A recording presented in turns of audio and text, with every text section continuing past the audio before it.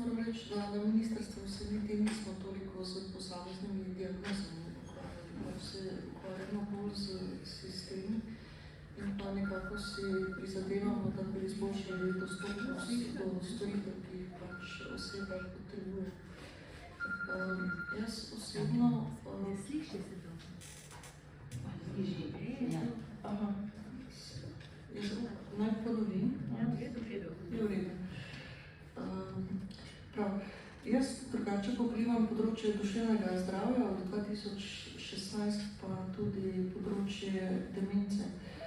In dejansko na obeh področjih lahko rečem, ker pač jo bolje poznam, da se prizadevamo, da bi naslovili oziroma odpravili težave, na katere je opozorila tudi v uvodu gospa. In sicer glede financiranja nevladnih organizacij.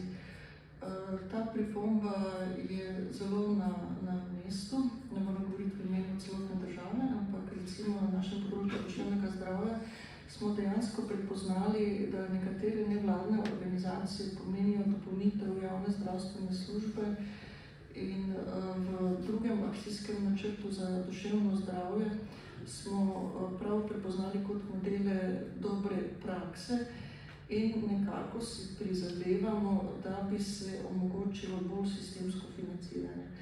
Zdaj, oblik je več.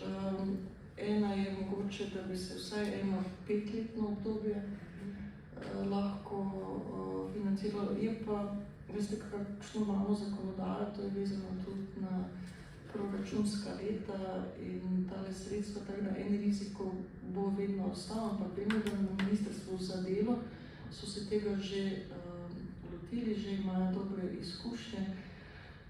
Drug način je, da recimo v storitvah, ki jih opravljajo nevladne organizacije, se lahko nekatere prepoznajo kot toliko pomembne in potrebne, da pa dejansko pridejo tudi direktno v sistemsko financiranje.